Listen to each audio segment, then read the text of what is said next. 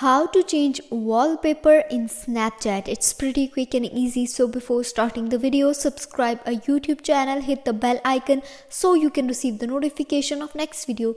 Do like, comment and share as well. Without wasting the time, let's jump in your Snapchat and make sure that you have a latest version. If you don't have the latest version, update your Snapchat app first and then go to your chat option and then select the chat in which you want to change the wallpaper, and then click on the profile icon and search for the wallpaper option here.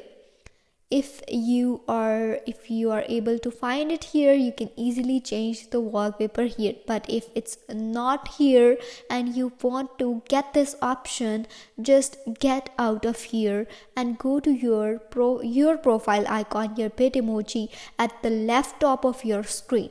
Just click on your profile icon and then hit that Snapchat Plus.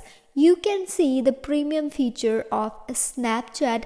Just click on that one, buy a premium 110 rupees per month and 1100 per year. You can easily buy its subscription. It's very easy, and just buy its premium and then you can easily enjoy feature of a Snapchat Plus, including changing the wallpaper of your chat. You can easily change the color of your Snapchat icon itself.